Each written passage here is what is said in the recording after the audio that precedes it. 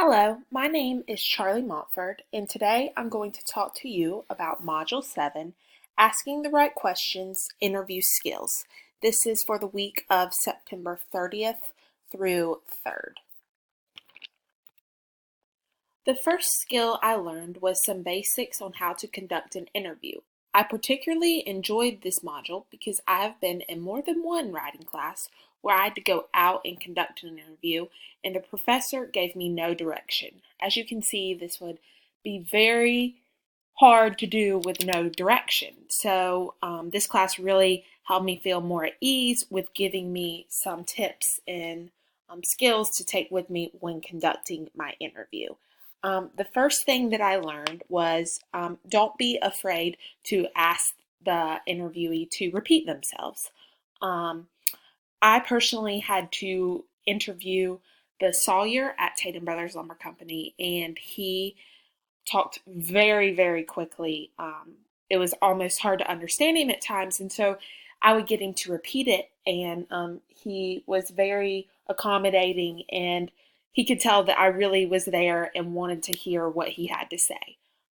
Make sure the person that you are interviewing feels comfortable, and if they feel comfortable, they'll be more likely to share information with you compared to um, if not, you don't want the interviewee to feel like they're being interrogated at all. You're not the police, so don't act like it.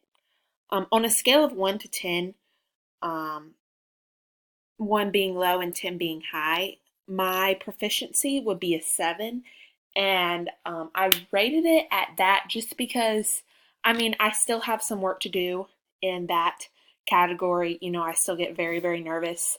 And so if I could just work on calming my nerves some and, um, you know, focusing on what they have to say and not I was just so worried that I didn't sound stupid or was asking the wrong questions or something like that. And so that's the only reason why I rated myself a 7, which is still pretty good, still pretty high. But I wish, there's always room for improvement. And so that is where I'm at with skill number 1. Skill number 2 is the quotes. So one thing that I learned was paraphrasing dry facts. So it's important to paraphrase dry facts in direct quotes, things that are opinions. So be smart about the quotes that you use and let them work for you. Brief quotes have a larger impact a lot of times just because, especially me being the reader, if a quote is 2 paragraphs long, I'm less likely to get anything out of it and understand it compared to something that's 2 sentences long. A lot of things that are shorter and more concise stick with you longer than things that are very wordy and 3 paragraphs long. And so at first, I always thought, well, if it's longer, it's always better. It means that you have more information. But as working through this module, I realized that that's not necessarily the case. A lot of times shorter is better. And so I want to show you my example for this, and that is going to be from my feature story itself. So in yellow is the quote from the Sawyer Tommy Tatum. So that night we had a meeting and decided to rebuild, even as we mourn the loss of our livelihood, said Tatum Brothers co-owner and Sawyer Tommy Tatum. The next day we got up and started over.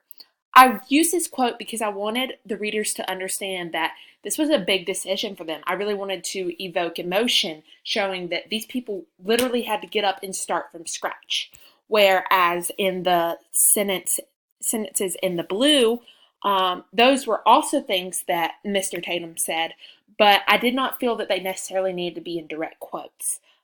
So I paraphrased there, but I wanted to show that this is a family business. Everybody in the family worked there. So every child and grandchild in the family began their work lives by working there. The boys started by stacking lumber, and the girls started by answering the phone in the office. When it came down to it, no one could imagine life without the business. So as you can see, this this I wanted to make sure that everything was told in the story, but not everything needed to be in quotes, but the important things, such as opinions, are what needs to be in quotes. The dry facts, you can just talk about in the paper. That doesn't necessarily need to be quoted. And so on a scale of 1 to 10, 1 being low, 10 being high, my proficiency for skill 2 would be a 9, just because I feel like this module really helped me understand how important quotes are and how they can completely change the angle of your story. So I mean, there's always room for improvement. That's why I did it as a 9 out of 10. But this class really helped me understand so much more with quotes, doing the attributions and just everything. I just feel like I'm now better to write news stories because of this modules and modules before it and after it, learning about quotes. So what's missing? The only thing that I would say would be missing would be an example interview. I personally learn a lot from examples. I love to have an example when I'm writing a story, when I'm doing anything, just because it gives me something to fall back on, to look at and be like, okay, am I doing this right? Does everything look okay? And so I think that an example interview would have been very helpful and would have eased my nerves and helped me go and carry out my own interview, especially if I saw examples. If this class was in person, which of course it's not, it's online, a mock interview would have been very beneficial. Just to help you relax and seeing other people, the way that they interact and everything. But of course, this class is online, so that wouldn't have been possible. But okay, so my aha moment. My aha moment is that the interviewee can tell if you've done your homework or not. So they can tell if you've researched their business. They can tell if you know what you're talking about. And so that's my aha moment is at the interview, um, the Mr. Tatum said, "Wow, you really know your stuff. You know what you're talking about."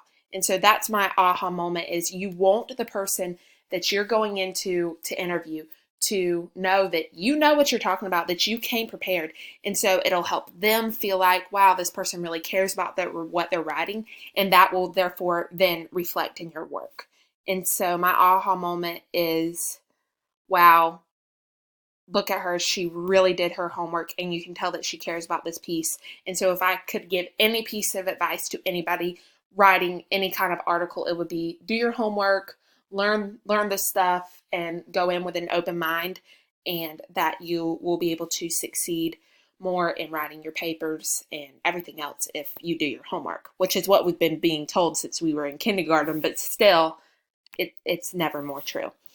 So I really enjoyed this class, and I really feel like it did help prepare me for future writing classes, especially being in the communications field. So thank you.